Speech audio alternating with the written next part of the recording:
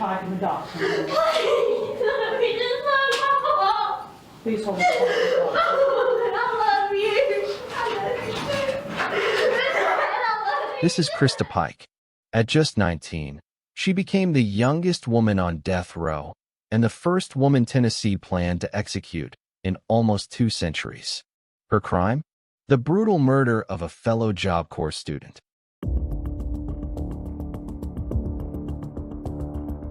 On January 12, 1995, a chain of decisions set in motion one of the most disturbing crimes in Tennessee's modern history. That night, 19-year-old Christa Pike, along with her boyfriend, 17-year-old Tatterall Shipp, and another student, 18-year-old Shadala Peterson, murdered a fellow Job Corps student, 19-year-old Colleen Slemmer. And this wasn't a sudden outburst or a moment of uncontrolled anger. It was a premeditated attack, the final step in a string of events that had been building for weeks. What happened in those woods didn't come out of nowhere. There were warnings, there were confrontations, and there was a growing obsession that pushed Christa from jealousy to fixation and violence. To understand how that night unfolded, we have to go back and look at the tension, the rumors, and the choices that led Christa, Shipp, Shadala, and their victim into that isolated clearing. Christa arrived at the Knoxville Job Corps Center looking for structure, a place to restart her life, earn a trade, and escape the instability she had grown up with. But instead of finding stability, she found Shipp. Their relationship formed quickly, intensely, almost obsessively. Shipp was younger, but he became the center of Christa's world. The two were inseparable, feeding off each other's emotions, insecurities, and interests. And one of those interests, according to documented accounts, was a growing fascination with the occult and devil worship. What began as curiosity turned into a shared identity, something dark and rebellious that bonded them even more tightly. Inside the Job Corps environment, crowded dorms, constant gossip, cliques forming and dissolving. Christa's attachment to Shipp only intensified. And with that attachment came jealousy. That jealousy soon found a target, Colleen.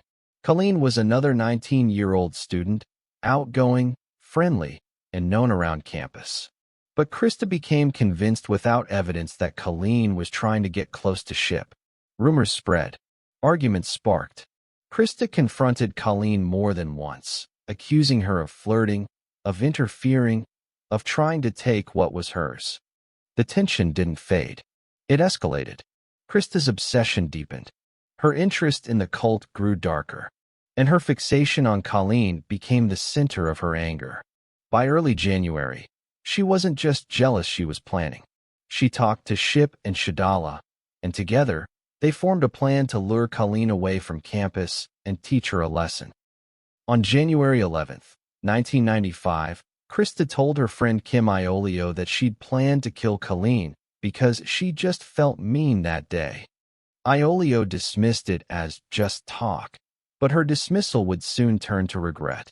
The next night, the Job Corps Center in Knoxville was settling into its usual rhythm, students drifting between dorm rooms, cafeteria chatter fading, the campus growing quiet under the winter sky. But 3 students were moving with a different purpose. Christa, Shipp, and Shadala. They walked with Colleen, a girl who believed she was stepping out to clear the air, to finally talk through the tension that had been building for weeks. Christa had told her they just needed privacy. A walk. A conversation. Maybe a chance to smoke and settle things. Colleen agreed. She had no reason to think she wouldn't come back. The 4 of them left campus and headed toward the wooded area near the University of Tennessee's agricultural fields, a place far from lights, far from help, far from anyone who might hear what was about to happen. At first, it must have felt like a normal walk. But once they reached the clearing, the tone shifted. Christa turned on Colleen. The accusations came fast: jealousy, betrayal, the belief that Colleen wanted Shipp. The argument escalated. And then it became something else entirely. The attack that followed wasn't a moment of rage. It was planned, deliberate, and prolonged, a sequence of choices Christa had already made long before they stepped into the woods. Shipp backed her. Shadala stayed nearby, watching, listening, acting as a lookout. Colleen realized too late that this wasn't a conversation. It was an ambush. The assault continued for the next half hour until Colleen could no longer defend herself.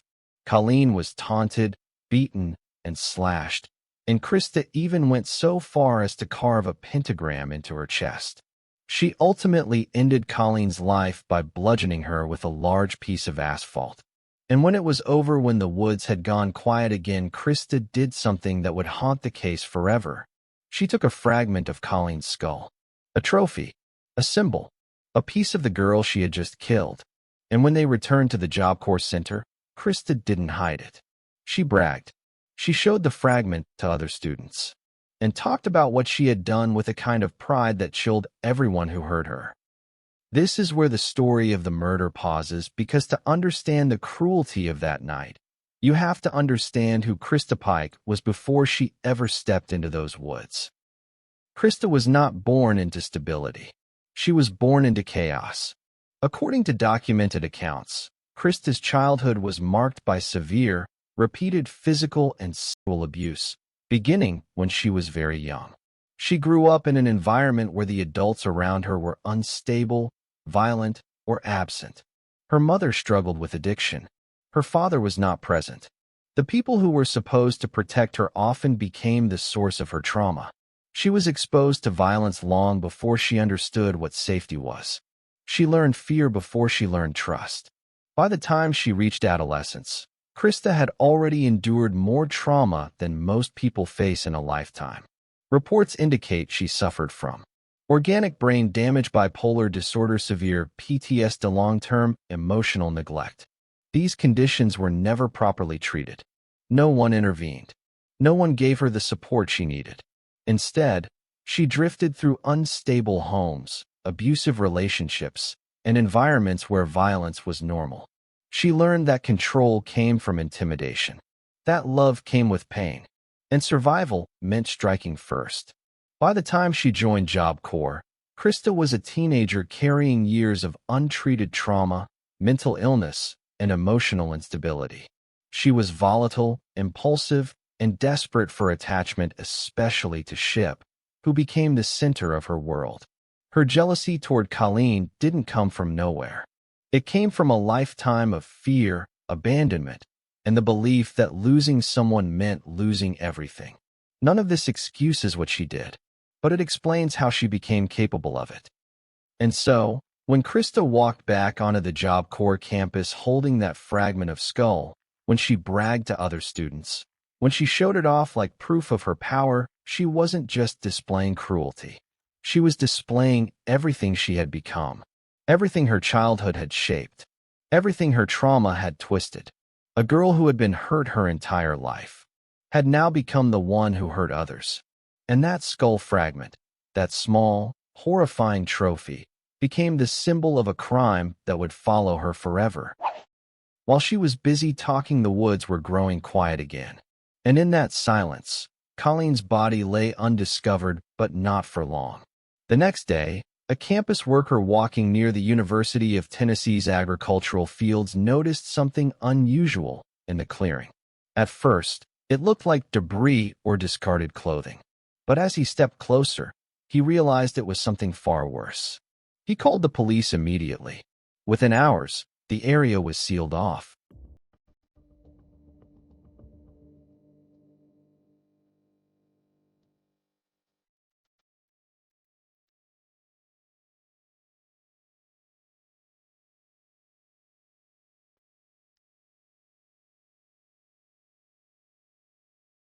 Detectives surveyed the scene, noting the brutality, the location, and the signs that this was not a random attack.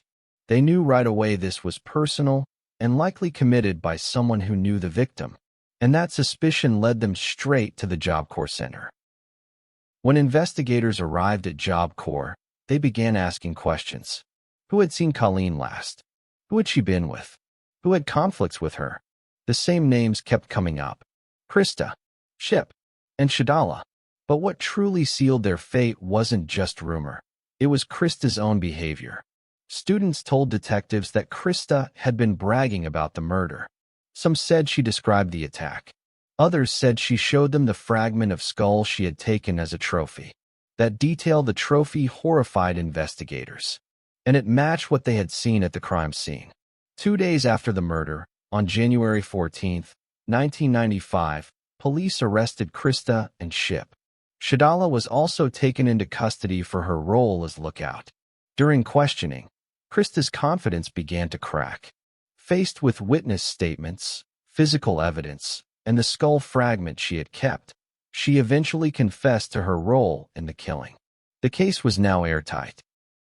Christa's trial moved quickly, faster than anyone expected for a case this dark.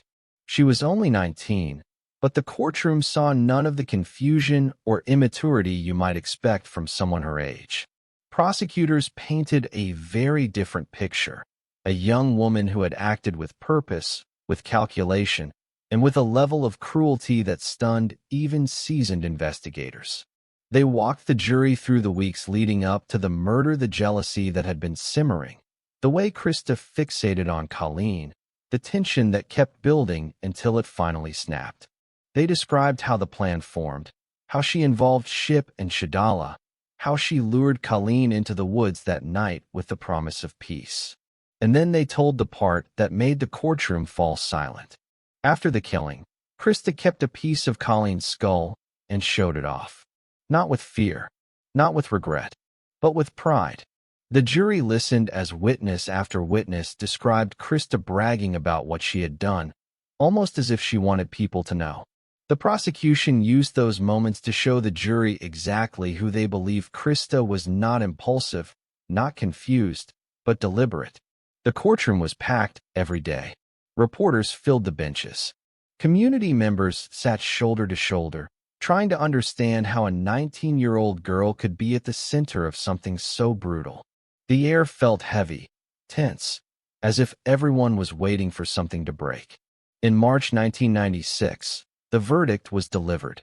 Christa was convicted of first-degree murder and sentenced to death, a sentence to be carried out by the electric chair, making her one of the youngest women in modern U.S. history to face execution. She also received an additional 25-year sentence for conspiracy.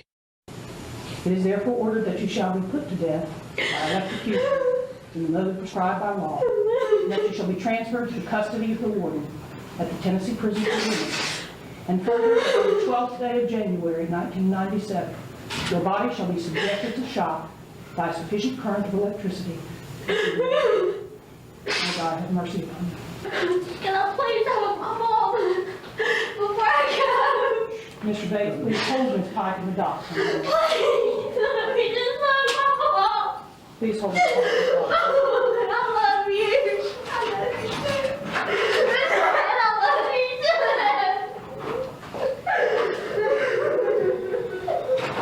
The courtroom emptied slowly that day, some people shaken, some relieved, all of them aware they had just witnessed a case that would be remembered for decades. The courtroom fell silent as the judge delivered Christa Pike's sentence: death and 25 years for conspiracy. But Christa wasn't the only one who had walked into those woods that night. 2 others had gone with her, and the question lingered. Who were Ship and Shadala? And why did they follow Christa into the woods that night? Ship was only 17 when the murder took place, too young to face the death penalty, but old enough to be judged for murder. Before Christa, he was quiet, impressionable, and searching for belonging inside the Job Corps program. When he met her, everything changed. She was older, magnetic, and carried a darkness that drew him in. Their bond became obsessive, fueled by jealousy, rebellion, and a fascination with the occult. When Christa turned her anger toward Colleen, Ship didn't resist. He followed. Prosecutors argued that his devotion to Christa was the reason he joined her in the attack, not because he hated Colleen, but because he couldn't imagine saying no to Christa. That loyalty cost him his freedom. The jury found him guilty of first-degree murder, and he was sentenced to life in prison. Shadala Peterson's story was different. She admitted she acted as a lookout but did not participate in the physical attack. And when the investigation began, she cooperated. That cooperation spared her prison time. Shadala walked away with probation, but the weight of what she witnessed would follow her forever. After her conviction, Christa Pike was transferred to the Tennessee Women's Prison System, where she became the only woman on Tennessee's death row. And if anyone expected prison to soften her, they were mistaken. Christa showed no remorse, not in her interviews, not in her behavior, not even in her letters. Just days after being sentenced to die, she wrote a letter to her boyfriend and accomplice, Ship, a letter so disturbing that prosecutors later read it aloud in court. In it, Christa mocked the murder, blamed the victim, and portrayed herself as the one who had been wronged. She wrote affectionately to Ship, telling him she missed him, asking him to write back, and signing the letter with the nickname she used for herself, Lil Devil. She even justified the killing, claiming she had tried to make it quick, and complained that the state was going to execute her for it. The tone was cold, casual, and shockingly proud, a window into a mindset that horrified everyone who heard it. There is nobody that's going to take me out of this prison and send me to Disneyland to live. And in 2002, a judge granted Pike's request to speed up the execution. It's okay, Mommy. But more appeals and the broader arguments over capital punishment perpetually postponed her execution. But the violence didn't end with the trial. In August 2004, Christa was convicted of attempted first-degree murder after attacking another inmate, Patricia Jones, inside the prison. Investigators suspected that another notorious inmate, Natasha Cornett, may have encouraged the attack, but they were never able to prove it. Afterward, Christa made a phone call to her mother, describing the assault with unsettling amusement. The call became part of her record, reinforcing the image of a woman who had not changed and did not intend to. Then, in March 2012, Christa attempted to escape from prison. The plan failed, but it added yet another chapter to a case already filled with obsession, violence, and chaos. And in 2012, convinced a former guard to help her escape. He thought he was in love with her, and I understand he made an actual key, and he was fixing to spring her off death row, which would have been the first ever. Her name continued to appear in headlines, not just because of the murder, but because of her age, her background, and the decades-long appeals that followed. But no matter how many twists her story took, everything always led back to the same moment. That night in the woods, that walk into the clearing, and the moment she returned to campus holding a piece of bone. A moment that changed 4 lives forever and ended one. I gotta fight for Colleen. I'm her voice.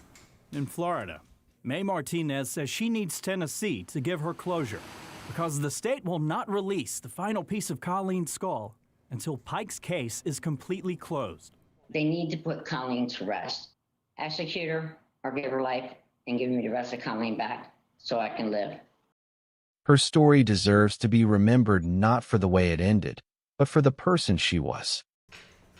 Pike's execution and the piece of skull she kept are the final pieces left to end a cruel case that weighs heavy on the family of Colleen Slammer. If this case moved you, don't forget to like, comment, and subscribe. Your support helps keep these stories alive.